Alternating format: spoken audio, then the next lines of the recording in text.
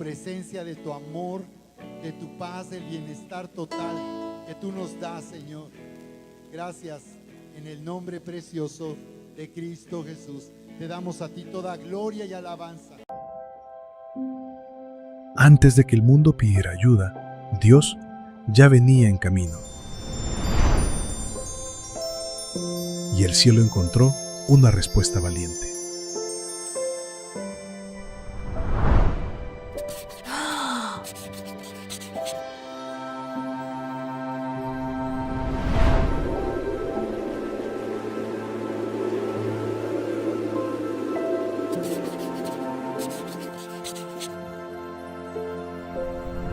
Allí, donde nadie esperaba un rey, el cielo tocó la tierra, y nuestra historia nunca será la misma.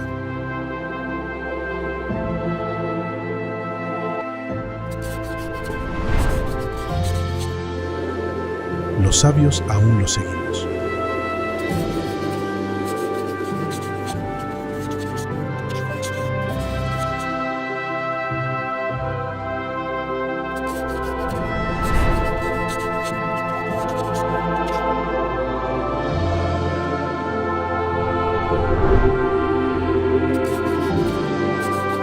Al que vino a salvarnos y mostrarnos su eterno amor.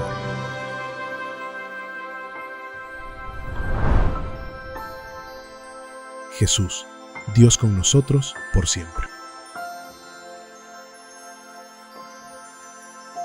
Wow. Muchas gracias, Charis, por esta producción. Antes de que el Jesús, Dios con nosotros por siempre. Dilo otra vez conmigo. Jesús, Dios con nosotros por siempre. Otra vez.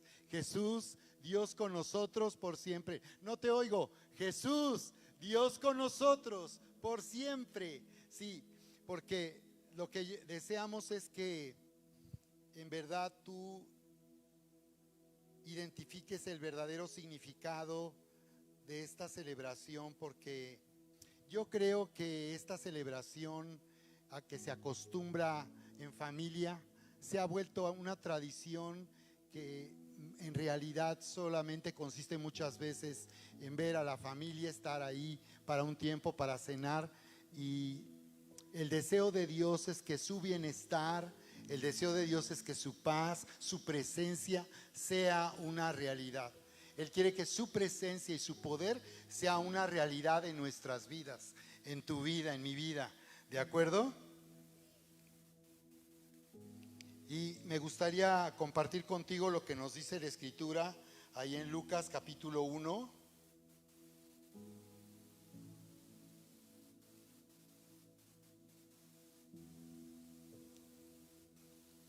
Lucas capítulo 1, a partir del verso 31,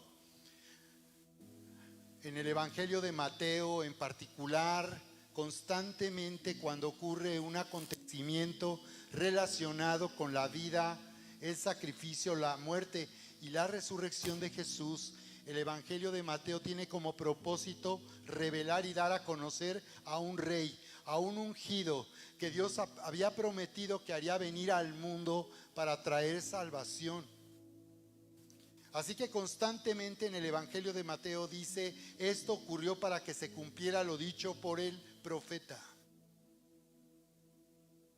Y esto quiere decir que entonces lo que ocurrió en lo que se conoce como Navidad, que es una abreviación de la palabra latina natividad, que se refiere a nacimiento, y en donde se reconoce la venida del Hijo de Dios tomando forma de hombre, forma humana, a través de una mujer que lo concebiría. Es decir, Él vino a este mundo como un hombre ordinario, pero para manifestar una vida extraordinaria. Y la palabra nos dice aquí en Lucas capítulo 1 el encuentro que tuvo el ángel Gabriel. Es sorprendente que la Biblia identifique el nombre de un ángel que es considerado un arcángel. Es uno de los ángeles que son mostrados en la Biblia para cumplir un propósito de parte de Dios. Y en especial Gabriel, a lo largo de las escrituras de la Biblia, aparece para dar a conocer los planes que Dios tiene para el mundo. Y en este caso viene, dice la escritura y en Lucas capítulo 1, para tener un encuentro con una jovencita que estaba comprometida en matrimonio, que se iba a casar muy pronto. Y dice la palabra en el Evangelio de Mateo que había sido anunciado en el libro del profeta que este rey prometido a Israel y al mundo nacería en la ciudad de Belén, para dar cumplimiento a lo que había anunciado el Señor a través de profetas.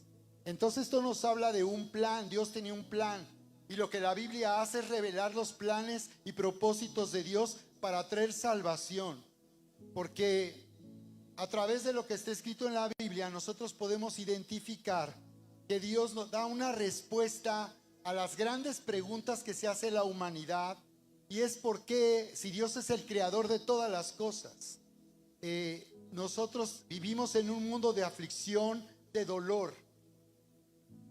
Y es porque la palabra lo dice ahí en el libro de Isaías capítulo 59, 1 y 2, donde Dios dice que ha habido una separación de la tierra con el cielo. El hombre que fue creado por Dios con una facultad maravillosa, que lo hacía único en la creación, de elegir libremente para gobernar sobre la tierra, por cuanto Dios había dicho: hagamos al hombre a nuestra imagen, conforme a nuestra semejanza, para que señoree, para que sojuzgue. Y le dio una orden: multiplíquense, fructifiquen. Y cuando habla de fructificar, estaba hablando de que a través de la especie humana, a través del hombre, Dios haría que todo en la tierra fructificara, que hubiera un resultado al gobernar de parte de Dios y manifestar a través del hombre el gobierno del cielo en la tierra. Por esas razones que frecuentemente el Evangelio de Mateo habla del reino. Como dice Marcos 1:15, dice: el reino de los cielos ha llegado, se ha acercado. En realidad es más bien ha llegado. Ese era el anuncio. Por tanto, arrepiéntanse, decía, vuélvanse a Dios, vuélvanse a Dios. Y dice: y crean a esta buena noticia del Evangelio. Porque el propósito de Dios era que el cielo gobernara en la tierra, y el reino de los cielos es la sede en los cielos donde Dios gobierna. Pero ese es el reino de Dios. Pero cuando el reino viene a la tierra para hacer gobernar a Dios, entonces encontramos el reino de los cielos viniendo a la tierra. Y podemos decir que lo que este ángel anunció a esta joven, que no, desde luego no se había casado todavía, estaba prometida en matrimonio, es que ella había sido escogida por Dios por su gracia, como fue escogida Elizabeth por su gracia. Su prima Elizabeth también ya tenía 6 meses de estar embarazada de una manera sobrenatural, pero la diferencia es que Elizabeth había sido embarazada de Zacarías, de su esposo, que era uno de los que ministraban, una de las personas que ministraba dentro del templo en aquel tiempo. Esa era la gran diferencia. Elizabeth había sido embarazada de Zacarías. Fue tal la incredulidad de Zacarías, cuando el ángel le anunció, este mismo ángel le anunció que siendo su mujer ya mayor y que ellos no habían tenido hijos durante su vida, tantos años de matrimonio, y siendo una mujer estéril, Dios haría que ella concibiera, pero la diferencia es que ella concebiría de su esposo Zacarías. Y al reaccionar Zacarías con incredulidad, el ángel prefirió dejarlo mudo. Y esto nos habla de que Dios prefiere enmudecer a una persona por causa de su incredulidad. Es decir, la incredulidad enmudece. Muchas veces, cuando nos sentimos enmudecidos ante una situación e incapaces para declarar y poner en nuestra boca la orden de Dios para que las cosas cambien, es por causa de la incredulidad. Y es cuando nosotros nos conectamos en adoración con Dios, cuando nuestra fe es activada. Por eso es tan importante adorar, Porque cuando adoramos somos unidos a Dios, entramos en su presencia y por eso nuestro lenguaje corporal lo expresa. Porque una persona que está adorando, que puede entender que aquí está su presencia, no puede permanecer indiferente, sino que tú sientes la necesidad de levantar tus manos, de expresar un lenguaje a través de tu cuerpo. Finalmente el hombre había sido diseñado para adorar a Dios. Nuestro cuerpo es un instrumento de alabanza y de adoración. Por eso algunos están panzones, porque ahí está el tambor. Quería que Dios hicieran sonar. Pero todo, tenemos cuerdas vocales, tenemos pulmones. Y sí, el estómago, desde el diafragma, se canta. Finalmente Dios había diseñado al hombre para estar con él por toda la eternidad. Y la única manera de estar permanentemente con Dios es adorándole, porque es cuando uno reconoce su presencia y su gloria. Su presencia y su gloria. Es de esta manera como Dios nos hace avanzar en este mundo de una manera sobrenatural. Lo que sucede es que Él viene y se presenta, Él aparece. Y es entonces en las grandes historias de la Biblia lo que vemos que hace que las cosas cambien y Dios hace avanzar su plan de salvación. Por eso apareció a Moisés en una zarza, haciéndola arder para que se acercara, atrayendo su atención. Y desde esa zarza vino una voz que le habló y le dio su nombre, Jehová. El hebreo no tiene vocales, solo tiene consonantes, y es difícil identificar cómo se escuchaba el nombre cuando Moisés le preguntó: pero ¿cómo le voy a decir al pueblo de Israel de parte de qué Dios vengo? ¿Cuál es tu nombre? Y Dios manifestó su gloria en una zarza, en un arbusto seco, para mostrarnos que Él puede hacer que haya vida en donde en donde algo estaba muerto, y Él puede hacer brillar algo que, como un arbusto, no tenía fruto. La gloria del Señor. Por eso le apareció a Abraham, como dice Josué en la parte final del libro de Josué, y les dice a Israel, el Dios de la gloria le apareció a Abraham cuando él era idólatra, cuando él adoraba ídolos. Dios le apareció, el Dios de la gloria le aparece. Y Dios con Abraham dio comienzo a un nuevo plan de rescate de la humanidad. La humanidad necesita salvación, porque Isaías 59 verso 2 dice: he aquí que la mano de Dios no se ha acortado para salvar. Di conmigo, la mano de Dios no es corta. Mira cómo se presenta, cómo declara a través del profeta Isaías. La mano del Señor no es corta. La mano de Dios puede extenderse y alcanzar para salvar. Quiere decir que para Dios salvación significa que Él actúa, porque la mano de Dios en la Biblia representa las obras de Dios y las cosas maravillosas y grandiosas que Él hace. Entonces Él dice: la mano del Señor no es corta para salvar, ni se ha agravado su oído para oír. Entonces cuando Él oye, su mano se extiende. Así es Dios. Y al adorar, cuando tú le adoras, cuando para ti es tan importante llegar aquí a adorar, y eso es desde el principio, porque dice Salmo 100: entrarán por su casa con alabanza y con acción de gracias. Una persona que conoce a Dios sabe qué importante es llegar a adorar. No es un tiempo de entretenimiento para los que les gusta cantar. Es la única manera de verdaderamente, genuinamente conectar con Dios y entrar en su presencia. Y en este lugar enseñamos a las personas a identificar, a reconocer la presencia y conectarse con la presencia de Dios, con la gloria de Dios. Entonces Isaías declara: no, la mano de Dios no es corta, ni su oído se ha hecho grave para oír. No es problema que Dios oiga. Entonces, ¿por qué la salvación a veces no es manifestada? Es decir, su poder haciendo que las cosas cambien. Su poder haciendo y dando una respuesta a toda circunstancia en nuestra vida, que en este mundo, donde toda situación está sujeta a bancarrota, a ruina y a maldición, cambie. ¿Qué pasa? Isaías está dando respuesta a esa pregunta. No es corta la mano. Dios puede hacer esto en mi vida. Él puede salvarme. Él puede hacer que en mi familia las cosas cambien. Él puede hacer que en mi familia venga la salvación, que todos le conozcan, que todos reciban la vida eterna, que todos reciban la vida nueva y abundante, que todos vengan a vivir la experiencia de nacer de nuevo.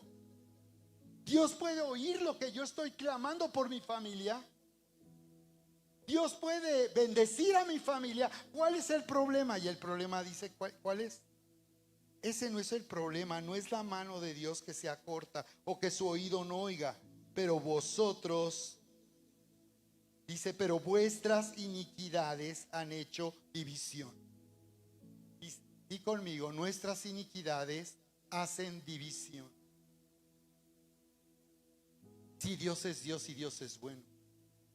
Y Dios te ama y Dios quiere que te acerques, pero tú tienes que entender que si tú lo quieres hacer descuidadamente, no vas a disfrutar. Si tú no entiendes la importancia que esto tiene en tu vida para acercarte a Dios, vas a estar viéndolo por televisión, ¿no? Cuando los fans se acercan a alguien conocido, famoso por la televisión y piensan que al verlo los va a reconocer. No, o sea, no lo conoces, no te conoce. Tú lo conoces y lo ves por televisión, pero él no te conoce, no sabe quién eres. Pues así dice que eso sucede cuando alguien no entiende cómo Dios dice que hay que acercarse. No es a nuestra manera. Eso es religión, de la palabra latina religare, unirse. El hombre quiere unirse a Dios a través de sus propias creencias, a través de sus propias obras. Porque dicen, es que yo no soy tan malo, no soy bueno, como decía aquel esposo que conocí que me habló de su esposa. Y me dijo, mire pastor, mi esposa no es mala, pero tampoco buena. Y muchos piensan que pueden venir a Dios así. Y Dios dice, la mano de Dios no se ha cortado, ni su oído ha dejado de oír. El problema es la división. Están divididos de mí. Están separados. Se separaron. Respuesta existencial a toda persona que tiene preguntas existenciales. Lo único que tienes que hacer es poner atención a lo que está escrito. Y si no lo entiendes, preguntar para ser enseñado. Pero esto es básico. Cualquier persona que tiene dudas acerca de Dios y problemas existenciales, lo que necesita saber es que el problema es estar separado. Y que tú no puedes quitar esa barrera. Ni la religión quita esa barrera. Ni la religión te da una escalera para que llegues al cielo. Nunca la religión te dará una escalera para llegar al cielo. Nunca llegarás al cielo a través de religión. Por eso es que la mayor dimensión de gloria que el hombre pudo experimentar, como nos dice Juan 13:14, Moy, ayúdame desde tu lugar. Juan 1:14 dice, vimos su gloria, dice, y vimos su gloria. Gloria, la gloria ¿de quién? Del unigénito. ¿Qué es unigénito? Único hijo. Y vimos su gloria. ¿Alguien lo tiene? Juan 1:14 para que lo lea y escuchen.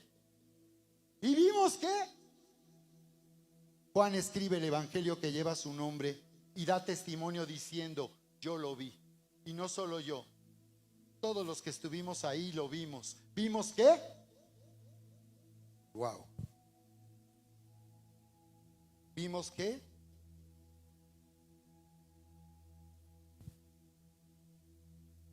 Wow.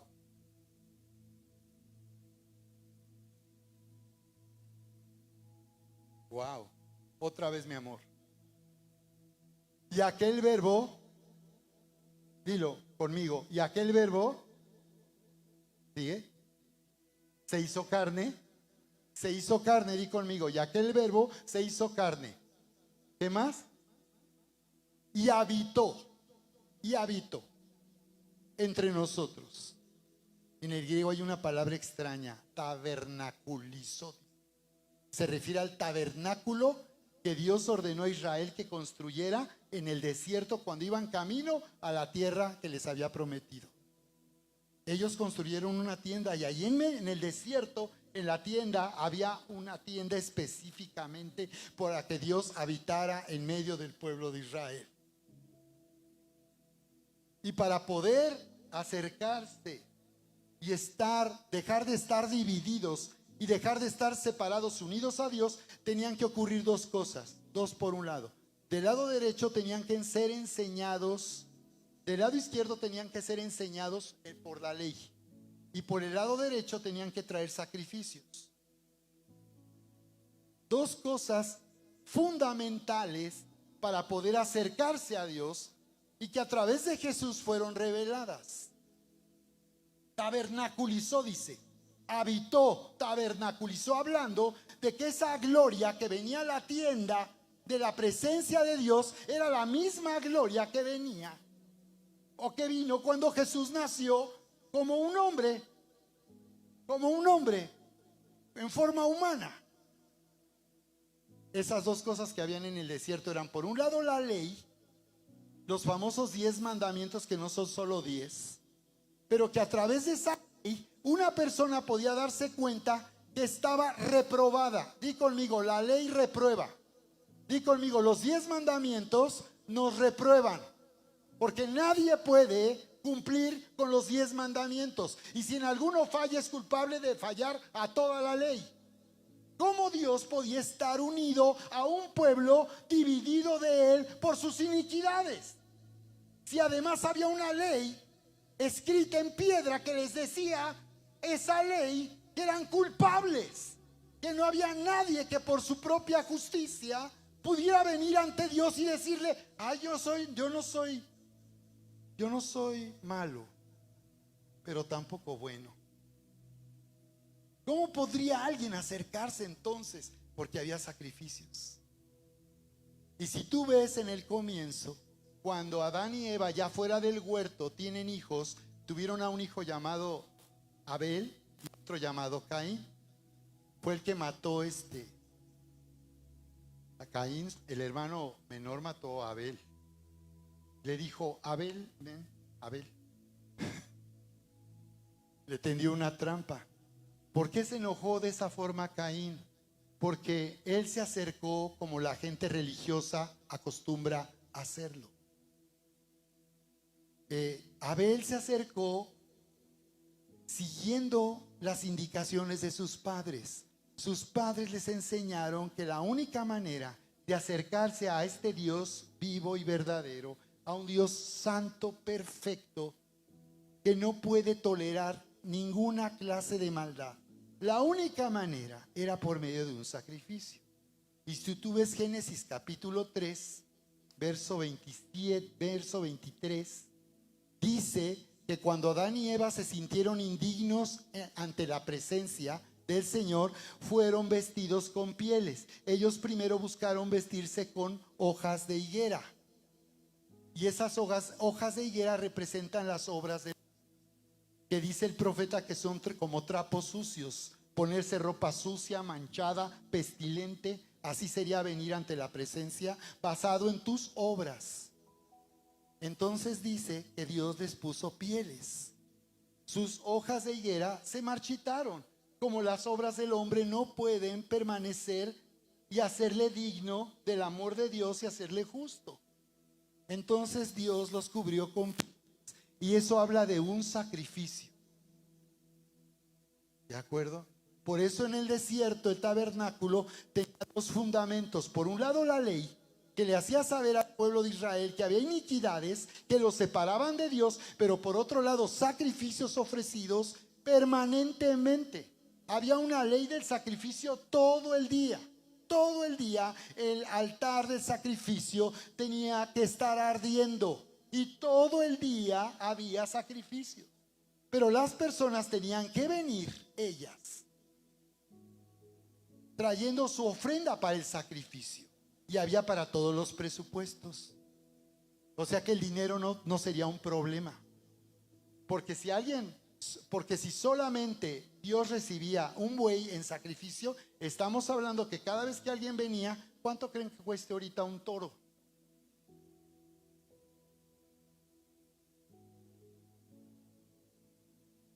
$10,000, Alejandro. 20,000 costaría un toro. ¿Tienes idea? Imagínate. Entonces, si no tenías dinero, podrías hasta traer ofrenda de vegetales, de cereales. Pero no habría problema, por el dinero. Todos podrían reconocer que necesitaban quitar esa división que tenían con Dios. Por eso me encanta los que llegaron desde el inicio vieron el primer video de Navidad, antes de predicar. Y si lo ponemos de nuevo me gustaría, porque quiero que vean la importancia que tuvo que Jesús tomara forma de hombre, cuerpo humano. El primer video, Mac, lo puedes poner. Es que me encanta cómo dice, cómo describe y nos saca fuera de lo que la tradición nos ha enseñado para no ver lo importante. Este pequeño bebé, esta vida frágil, carga con la esperanza de toda la humanidad.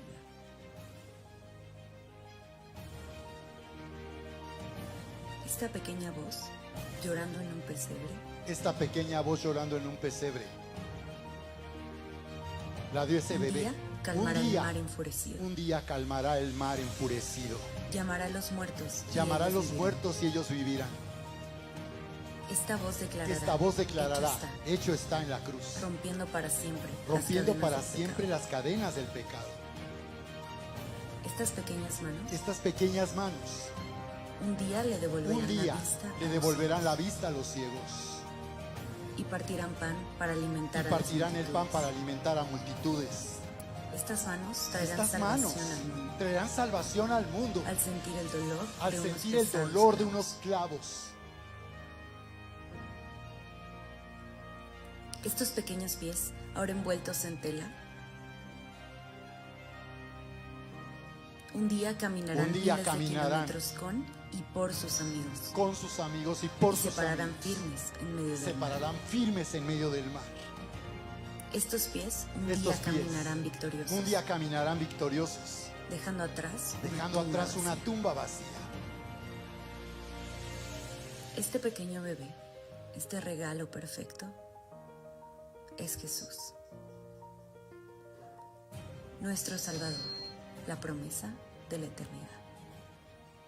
De eso se trataba. ¿Cuántos le dan gracias a Dios en este día? ¿Cuántos pueden reconocer lo bueno que es Dios? Alábale. Esta es la mayor gloria, una gloria impresionante. Dice, vimos su gloria. Sigue leyendo, Eri. Dice, se hizo carne, habitó entre nosotros y vimos su gloria.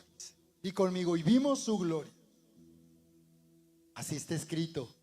Juan, el autor del Evangelio de Juan, él lo vio con los discípulos y todo Israel de aquel tiempo, y dice, y vimos su gloria. ¿Qué más? Gloria como del unigénito. Dilo conmigo, gloria como del unigénito. Hay una gloria en el único Hijo de Dios. Y luego,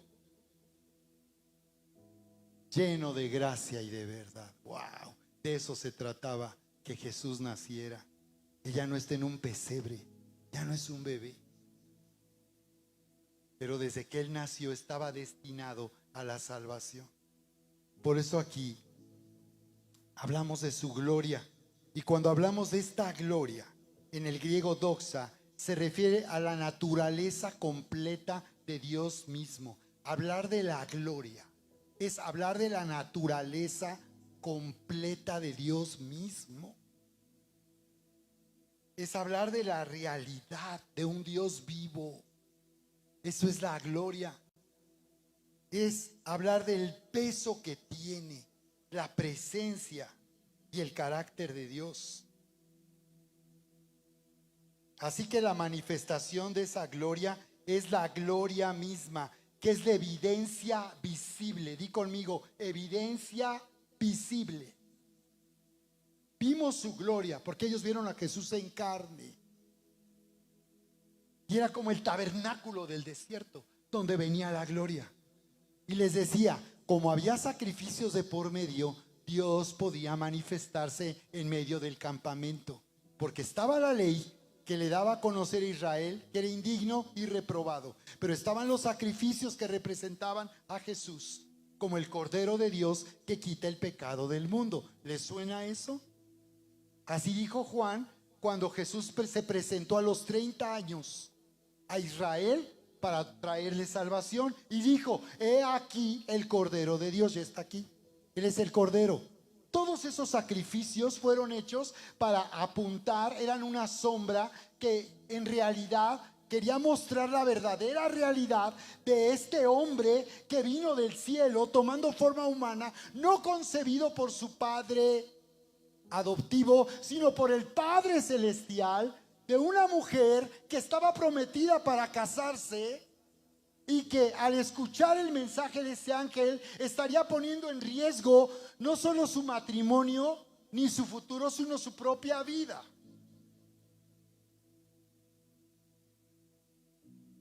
Entonces, es la manifestación, evidencia visible de que Dios está presente y activo. Di conmigo, presente y activo. Eso no lo hay en la religión.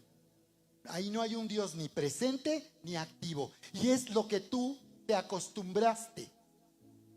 Hablar de un Dios que ni está presente ni está activo. Pero Él en realidad está deseoso de manifestarse y de manifestar su gloria. Por eso hizo venir a Jesús. Porque entonces, ¿para qué vino Jesús? Desde el cielo pudo haber gritado: los amo y quiero salvarlos. Pero no, tenía que venir Él personalmente. Dice Isaías también: Él mismo vendrá y los salvará. Él mismo hará lo que nadie puede hacer. ¿De acuerdo? Él mismo lo hará. Él mismo lo hará. Y en Lucas, terminando de leer esta escritura, capítulo 1, verso 31, dice: y ahora concebirás en tu vientre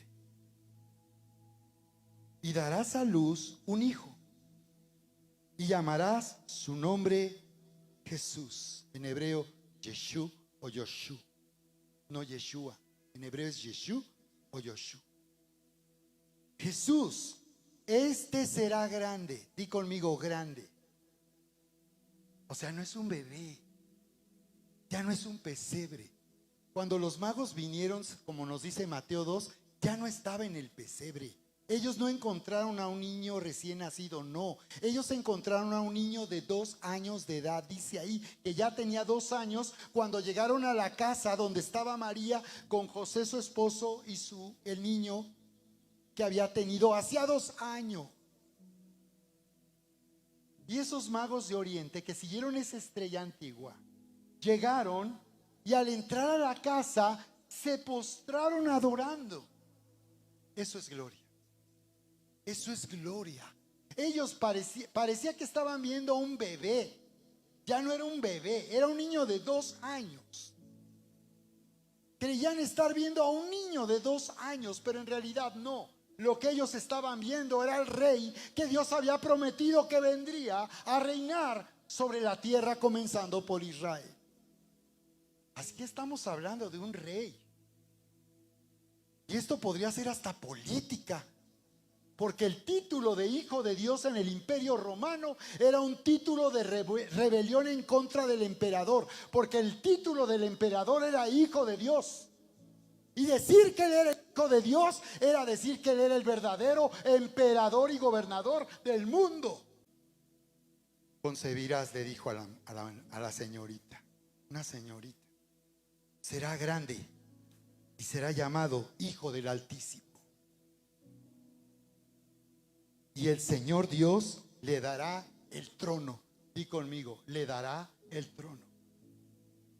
¿De qué se trata esto? De un reino, de un rey. Eso es lo que la religión ha encubierto. Eso es lo que la religión no entiende, ignora. Y eso es lo que nosotros proclamamos y anunciamos. Se trata de un rey y de un reino, que cuando viene hace que el cielo gobierne la tierra. Y cuando este rey gobierna la tierra, todo se altera.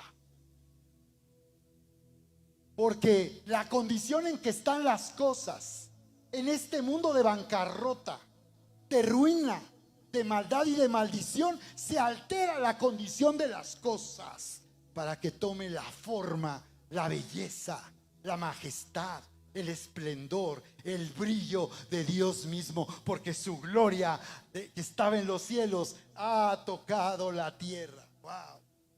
Eso es lo que celebramos. ¿Sí? ¿Cuántos están conmigo? Dale fuerte el aplauso al Señor. Adórale en alabanza y adoración. Se trata de un reino, no de una religión, ni siquiera de la religión verdadera. Todas las religiones es lo mismo. Es la escalera del hombre queriendo llegar al cielo. Pero esto no es una religión. Y aquí no somos religiosos. Ni se trata de que te vuelvas religioso, ni dejes una religión. Se trata de que entres al reino.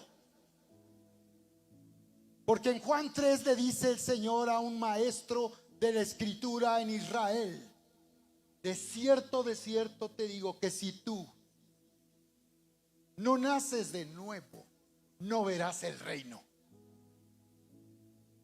Necesitas nacer de nuevo, dice. No entrar a una religión, no salir de una religión. Necesitas nacer de nuevo. Así que le dicen a esta señorita María: este será el Hijo del Altísimo, y el Señor Dios le dará el trono de David su padre, y reinará sobre la casa de Jacob para siempre, y su reino no tendrá fin. Y conmigo: su reino no tendrá fin. O sea que por eso estamos viviendo en la recta final de este último tiempo, donde el reino de Dios finalmente se va a manifestar al mundo. Pero primero vendrá un juicio de este mundo separado. Y por eso la puerta está a punto de cerrarse. Y todavía está abierta, pero está por cerrarse. Si las personas siguen ignorantes, ajenas, lejos, esa puerta se va a cerrar un día. Tu familia, que estás aquí, debe ser tu misión. Porque ese rey que fue concebido en el vientre de esa mujer está ahora dentro de ti. Y fue ya concebido dentro de ti y te hizo nacer a una nueva vida.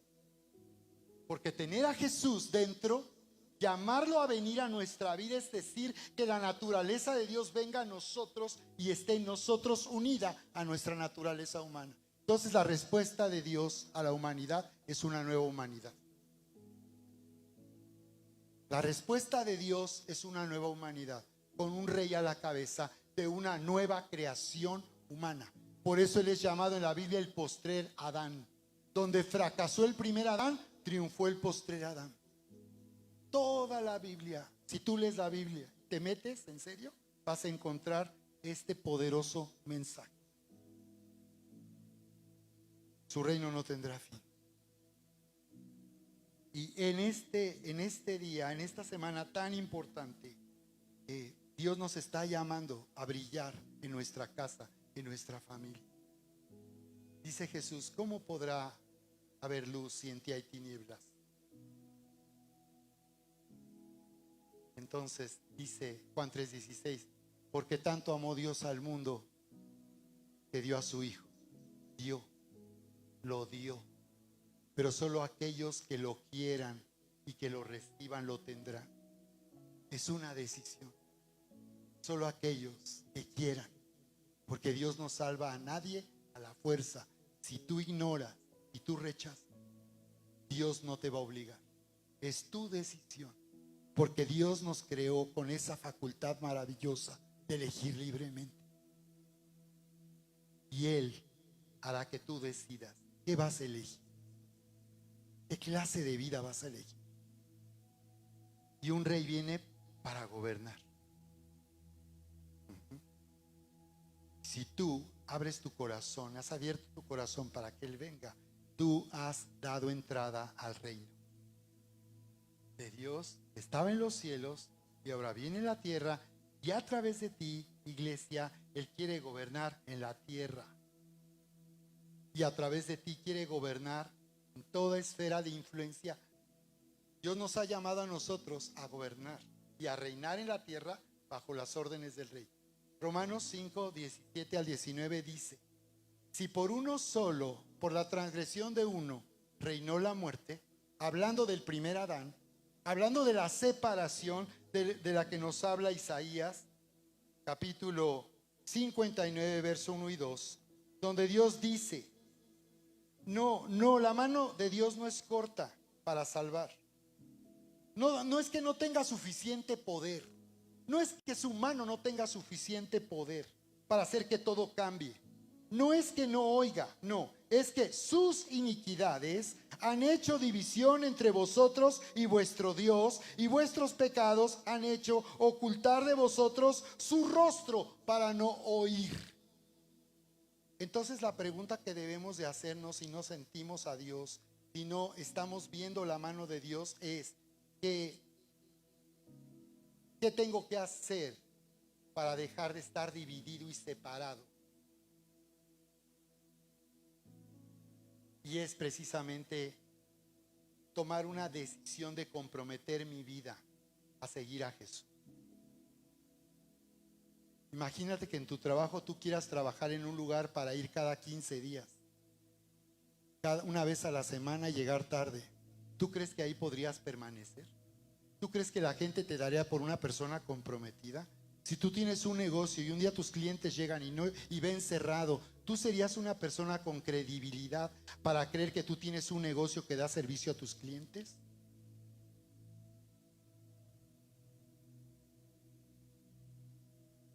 Y la manera en que una persona realmente puede dar evidencia de que está comprometida como un seguidor de Jesús, no como alguien que dice, pero no vive.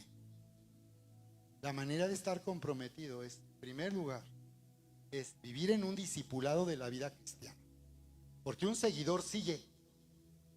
Y solo en un discipulado tú eres un seguidor.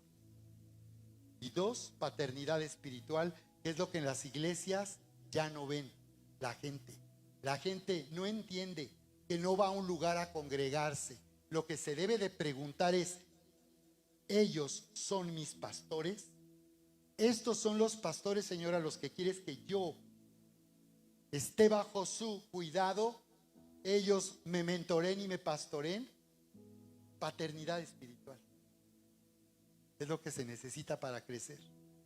No un lugar que me guste, no que haya buenas prédicas, no. La pregunta es si tú tienes pastor, si estás bajo la autoridad y la influencia de un pastor. No lo digo por usted, lo digo por la gente que nos está oyendo a través de esta transmisión. Entonces vamos el día de hoy a entrar en un momento muy especial. Yo quiero invitarles para que participes de la cena del Señor el día de hoy. Para las personas que por alguna razón no puedan venir el siguiente domingo, hoy tienen la oportunidad de participar de la cena del Señor. Y esto es para nosotros algo tan solemne, tan importante y tan especial, porque en realidad es la única instrucción que tenemos